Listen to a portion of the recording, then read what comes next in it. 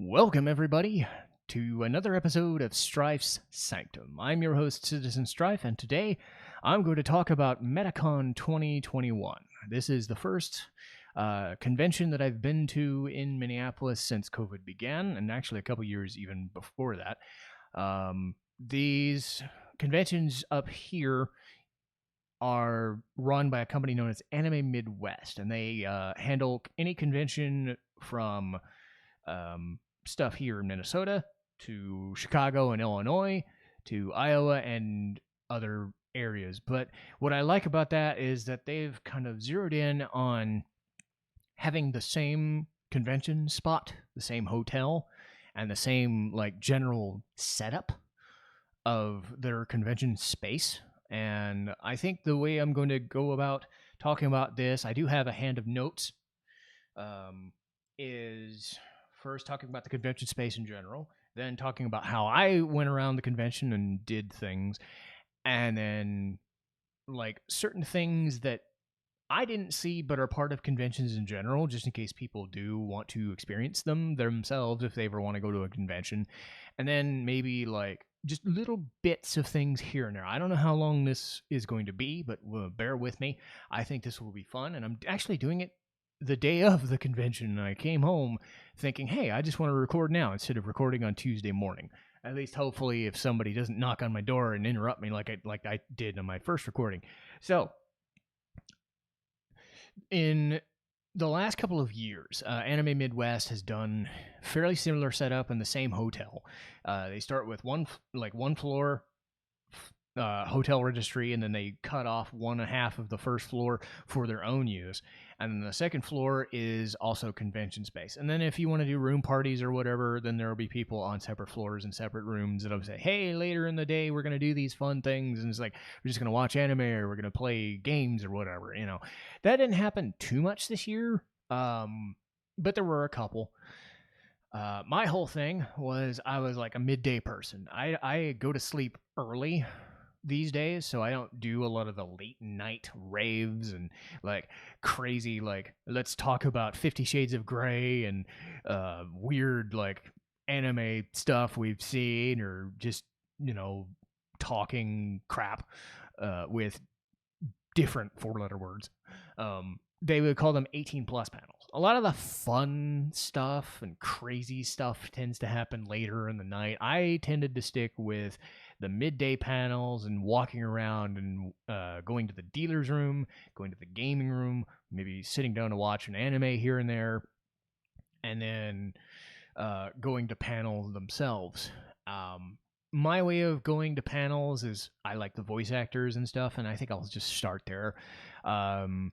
So you have your main event panels for things that are like cosplay contests or masquerade balls, which are fairly similar. Or you have a rave later in the night. One of the voice actor guests is usually like splits his time as a DJ sometimes. This year he was called in as an emergency DJ, right? So those are later in the night, but you'd have other like bigger scale events like opening ceremonies and closing ceremonies and such. Otherwise, you'd have smaller panels for like, hey, a single guest wants to do a Q&A panel, or like cosplayers of a certain like show or game or something would say, hey, let's do the thing where you ask characters a question in character and then they have to answer, you know, the character panels kind of thing. Not as big a fan of those, but they do happen a lot. I think this year was more game centric, but you'll have them anime based as well. Other panels would just be like, hey, how do you do TikTok videos and whatever?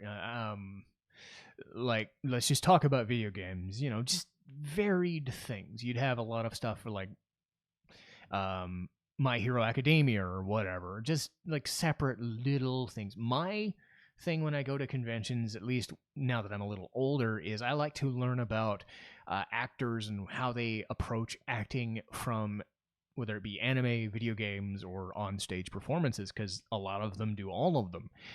And I like to know, well, one, if anybody's read or listened to my podcast or watched me play any game or whatever, I gab on and on about voice actors and how they are important and they should be recognized for all that they do.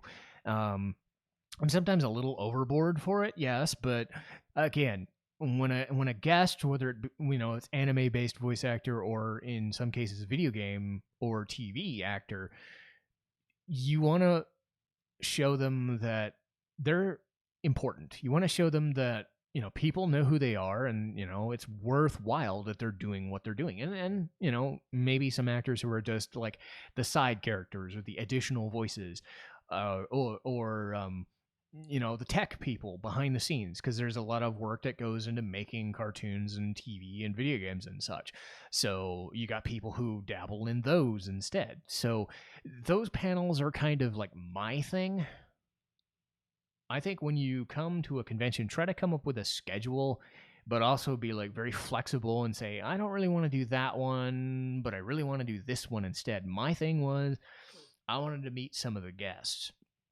And that was where I spent most of my time. You'd also have ones that were like martial arts demonstrations. They have a guy here who does a lot of like samurai sword demonstrations and such, or would talk about Japan as, part of the martial arts, like historian sort of stuff.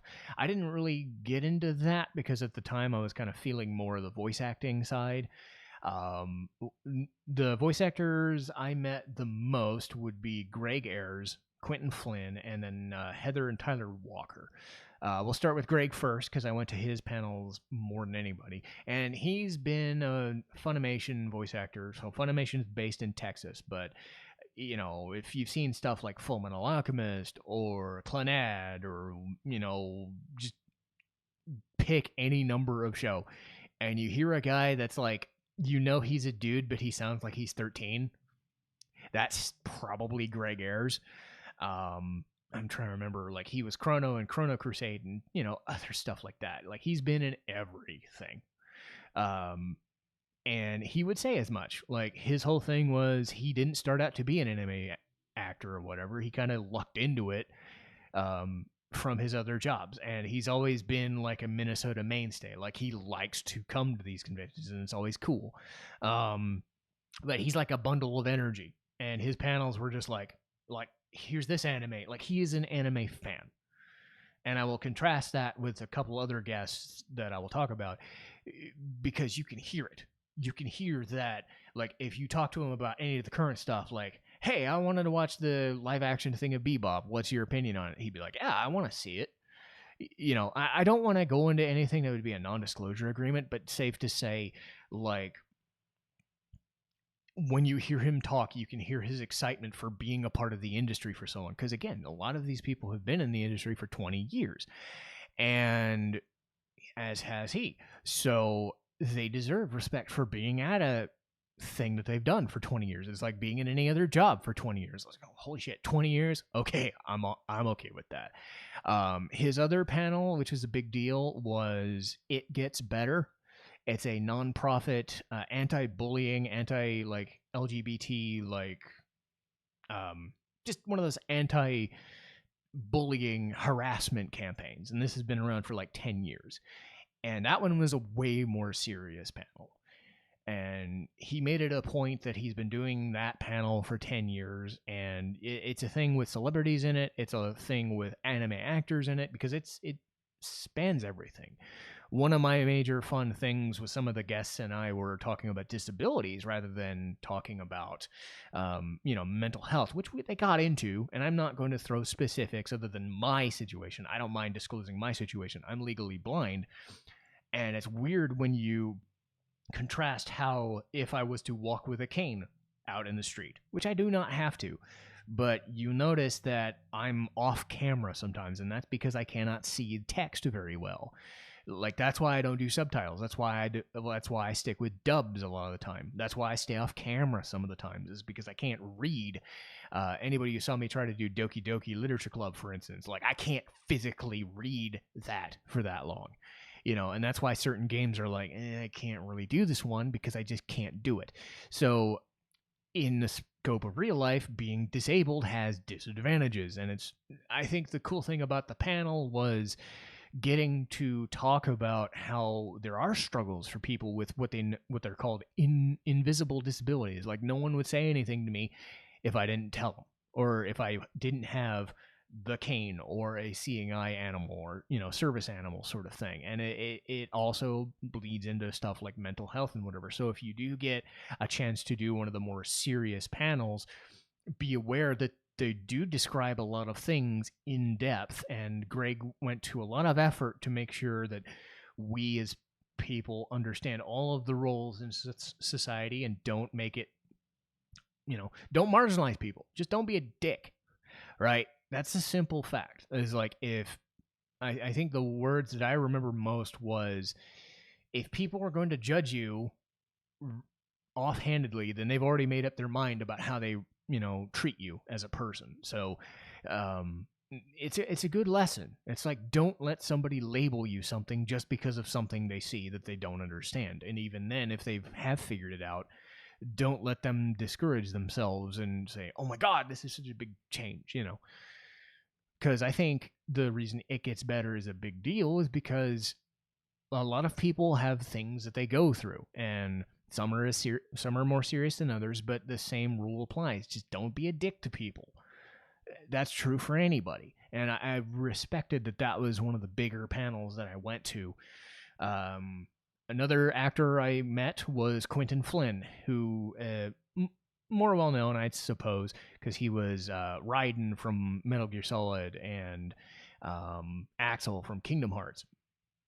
But he was in 90s cartoons and stuff, so he's been versed in TV and stage performances and whatnot. So it's not just video games, right? But you get a different perspective of him from him, because unlike Greg, who was just a self-professed fan of things, Quentin was the more reserved, and he started as sort of an impressionist. Like, I would say his impressions of like Johnny Carson, the Beatles, Christopher Walken, it was so good. Like a Richard Nixon or a Nicolas Cage. Like the first one he did was a Nicolas Cage impression. I'm like, he sounds just like him. It's crazy.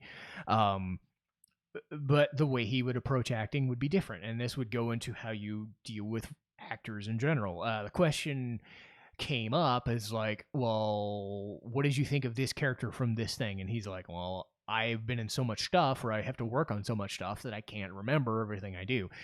And he's like, thank God for YouTube, because you guys can show me stuff that I'd never seen before or forgot that I was even in, right? Because that's something as fans, that if we've played, say, a game for so long, like Final Fantasy X, like he was in Final Fantasy X, right? So I talked about that, and then I said, hey, you were also this character. And I was like, what? I do not remember doing that. So again, you have a different flavor of that. And I think in Quentin's case, it's like, don't be discouraged if somebody doesn't remember a specific line from a specific show. You have to remember, they've been doing things for 10, 20, sometimes 30 or even 40 years and may not remember, because we're super nerdy about this sort of thing. And these people are doing it as a profession. And it's like trying to do music. I think one of the cool things with him was he's also a musician on the side, much like Greg was a DJ. And it was like, if you've ever done a demo or done a recording or done acting or whatever, you're taking a lot of takes. You're doing a lot of the same repetitive things. You're trying, like, I remember doing a demo when I was younger of like these songs, and it was just a demo of like 3 songs, but we had to redo the song like 10, 20 times.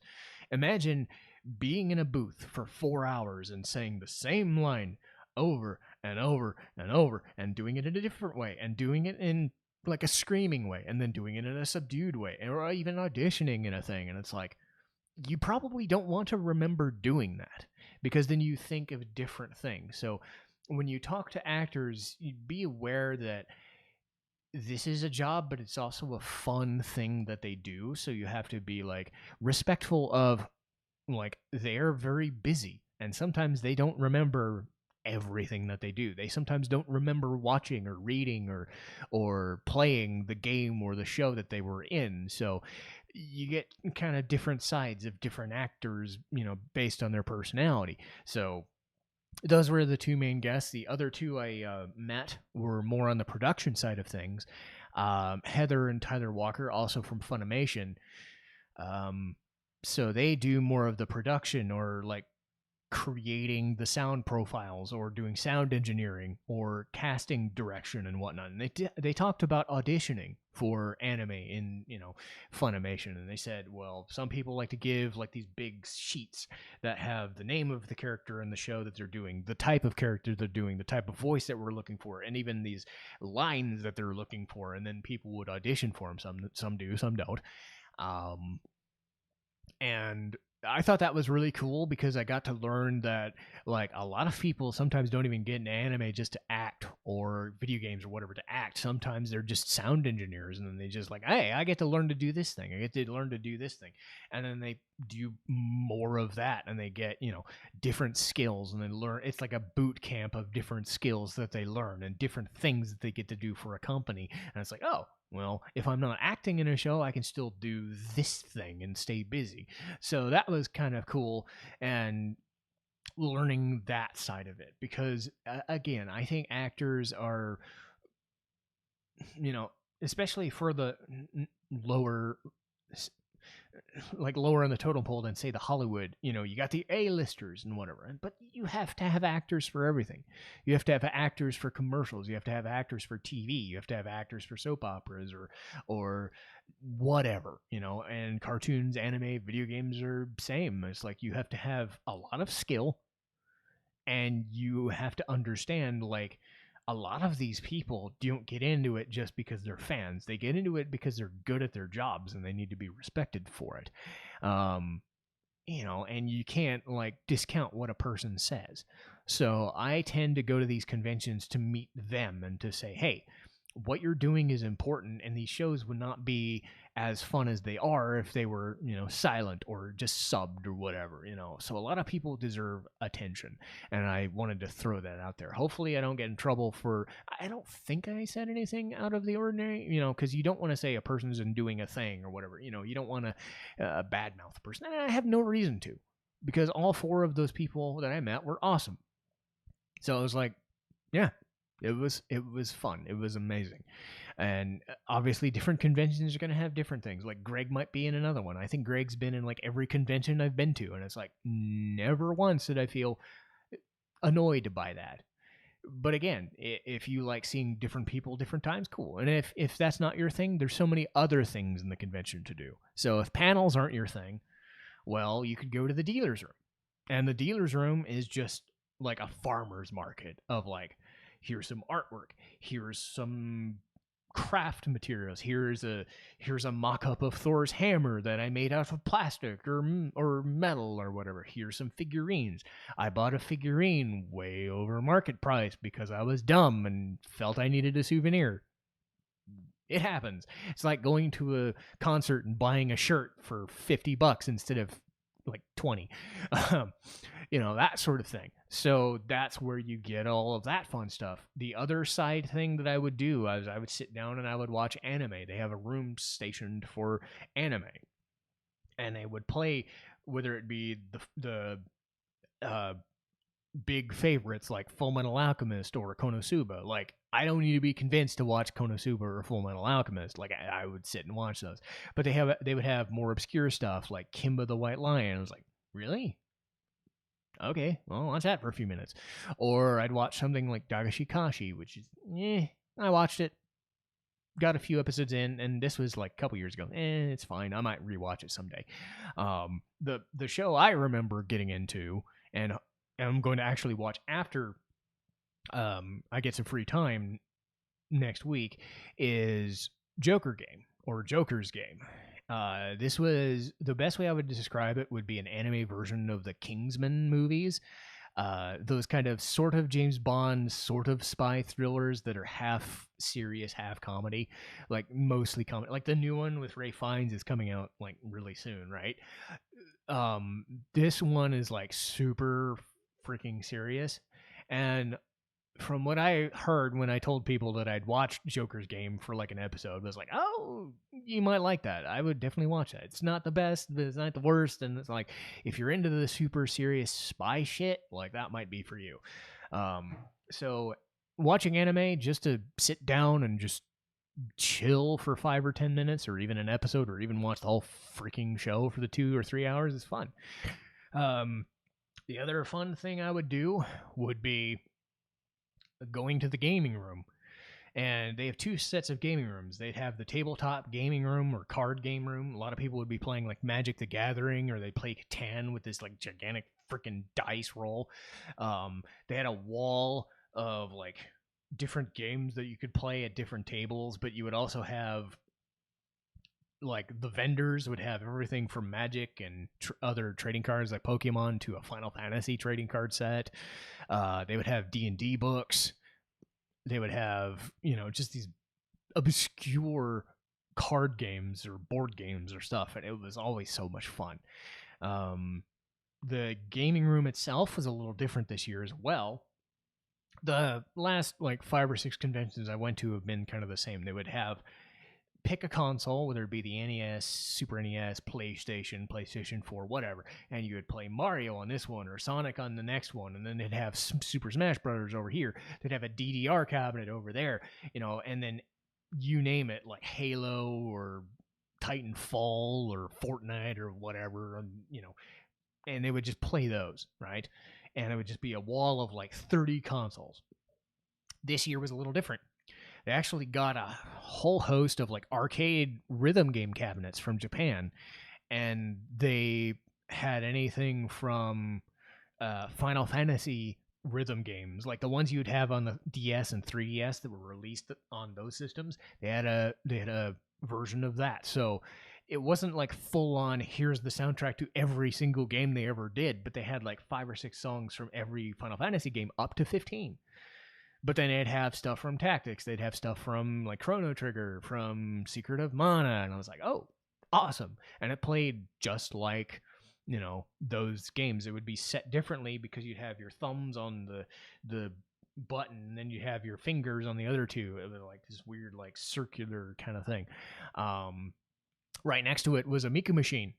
And it was the actual arcade cabinet. Because I play on the PS4. I stream PS4. So I'm used to the buttons being, circular. Arcade machine, these gigantic circular buttons, are set out, all 4 buttons in a row. So I'm like trying to hit the buttons at the top and the bottom. There is no top and bottom. So I'm confused while I'm trying to play these 2 or 3 songs that I'm doing. There was one I never played before called Jubeat, Jubet, which had these it was like a gigantic cube. It was like, it was just this gigantic cube. It had 16 squares on it, 16 buttons. And these flashing buttons would they would have this like little effect, like a glass shatter effect. And you'd have to hit it at the right time. Then you have to hit the other one, or you have to hit 4 of them, and you have to hit 2 of them, and it would change depending on the song. I think the most fun one I had was one called My My. Think of a 10-foot tall dryer, right, with the circular opening, and it would like a tumble dryer kind of thing. And the screen would just encompass half the thing, and then around it would be a circular ring of like 10 to 12 buttons. So the song would play, and the songs could range from the Vocaloid stuff, like from the Miku game from before, or even some of the more obscure Vocaloid stuff that even the video games can't even do. But they would also have like Sonic music. They'd have anime music, other pop songs from Korea or from Japan or whatever. And it was just like you'd have to hit the buttons in time all around this circular thing. And then when I'd get into it, and I'd be like, just my legs would start moving, my arms would start moving, and it's like you're moving around a circle and you're just getting a workout. It's not quite as extensive as a DDR machine where you have to like jump and hit the notes. Sorry, I banged my desk. But it's like an upper body workout on its own, just trying to move your arms in a circle to get the notes. And I was playing on the easiest difficulty, so but that was the fun part of all of that. So anytime that I needed a break from the panels, or I just wanted to walk around and whatever, I've stopped by the gaming room and, play a song or 2. The big thing for me this year, aside from the panels, was to try and look out for cosplay. Mostly because I'm on a lot more Discord servers than I used to be, and a lot of people were like, "Hey, you're going to a convention? Could you take some pictures while you're there?" So for me, I was not like into cosplay just because I'm way bigger now. I used to cosplay like 5 or 10 years ago, but I realized like I don't want to go through the rigmarole of creating an outfit for 2 to 3 days and, you know, leave it for another 2 or 3 months and then bring it back out again. That being said, I respect the effort it takes to be a cosplayer. I take great pride in seeing what all these people were doing because, for all the people that were just not in costume, you'd have the people would be painted wigs or painted faces, or like they'd have the cat tails or the cat ears or whatever. But then you'd have the people who went so far into it that they changed themselves and looked exactly like the characters. I think that was the fun thing for me. When I was deciding who to take pictures for, one, it was, hey, do you mind if I take a photo? But I also had a rule, like I wouldn't bother people while they were eating or talking with their friends. If they were walking around outside of panels or in the dealer's room, it'd be like, oh, if I don't mind it, is it okay if I take a picture? You have to have some etiquette because you got to remember, people are there. They might be in cosplay just for the fun of it. They may not want to have their picture taken, specifically posted on a social media platform. Otherwise, they'll be like super cool. It takes 5 or 10 seconds to get a picture, and I posted about 10 or so. My favorites were like the crazy amount of Batman and Joker stuff I got, because Batman was by himself. We had a couple different Batmans. There was a Batman and a Catwoman who won like a cosplay contest, but they would walk around, and there was a Batman who was based on the like 80s movie. Actually, no. He was wearing the grayish outfit, so it'd be more towards the 60s TV show, or maybe even the 90s animated show. So he had one that was like that. The guy I was able to take a picture of was like Justice League, Batfleck, right? Big old burly outfit. And he happened upon a Bane and a Harley Quinn, and it was like, I mean, they were just chatting and whatever. And, I got to talk with them, and they said, hey, mind if we take our pictures? And, they meet up. Like in the anime room, the Heath Ledger Joker would happen upon, and then out from a different side room, there'd be the Jared Leto Joker, and they met up and tag team. And I was like, hey, it's almost like a Pokemon game. It's like, you can't make that stuff up if you tried, but again, you don't want to be invasive. You don't want to bug people, but I think most people in general are like nice about it. And again, if you're going to do cosplay, you have to understand that you can do any different level of it. You can just wear a costume. You can just wear a costume and just wear your, normal face. You could do a costume that looks completely different, and like you would just be totally different. You could wear a costume, like this guy who was in a Transformer, like Optimus Prime, just big guy, and just takes up the entire space of like half of the hallway in this like Transformers outfit. There was a person who was wearing like a plastic Pikachu, like almost like a garbage bag look, right? But it was in the shape of Pikachu, right? Dude with a shark head. Don't know why. It was just a foam shark head. Dude would wear his jacket and pants, but he'd have like a knight's helmet, like one of those very closed off coif helmets that people would just knock on his helmet, right? Almost like Black Knight from Monty Python kind of thing. So you get that entire spectrum of just every cosplay you can imagine. And there were some people that I was interested in seeing because they were really good outfits, but never got around to taking pictures of. You had Scarlet Witch from WandaVision in the Halloween episode where she gets the red getup, right, with the old school like horns out of her head. There was Tubi from Nier Automata. You had like 3 or 4 different Danganronpa characters that were really good. You had a Yuna, I think it was the first day I was in the dealer's room. There was a Yuna from Final Fantasy X that was in really good like mock-up, even with the wand that she used. Like this, it was really cool. So again, I only took pictures of people that I felt like I wasn't being a burden to or bothering while I was there. But again, if you want to do that sort of thing, it is an investment. And everybody has their own vibe of how they want to do it. I think some people want to do it because they want to be in the cosplay contest or masquerade balls, right? Some do, some don't. Like, I think the coolest, like, one, and you get some really strange ones too. Like, you got a Freddy Krueger with a rake. You got a Santa Claus in a farmer outfit. Like, he even won the second cosplay competition. There was a dude walking the dealer's room who was Jesus Christ, like with the robe and the beard and the hair, like complete Jesus Christ getup. And I was like, okay. So it doesn't have to be solely anime. And I think that's the thing wrapping up. And I know this was kind of a shorter episode and whatnot, but wrapping up, like if you've ever thought about it, going to a convention, or whether it be an anime one, a movie one, a TV one, or just a Star Trek one, or whatever, it could be a book or a reading convention, right? They have those. If you're interested in going, I would definitely suggest going because it's something that you'll never forget. For whatever reason you want to go to these things, whether it be cosplay, meeting actors or writers or guests or performers or whatever, whether it be a smaller con or a bigger con, or even if you just want free food from a con suite, like if you just want to comp some rice and chips or something, like you can do that, like pop chips and rice. I can go there. There's so much fun that can be had at conventions, and whether you go for one reason or another, you're in a space with people that probably share similar interests to you. Because that was another thing, getting back to the It Gets Better panel, is sometimes it's easy to feel that what you're interested in isn't shared by the public at large or even most of your friends. At a convention, there's so much stuff that you can see and be like, I've seen that.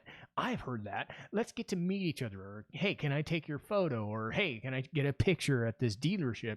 Or can I get this figure or whatever? Can I watch this show that I never watched before? So much stuff you could be exposed to that you never would be on a daily basis that would change you.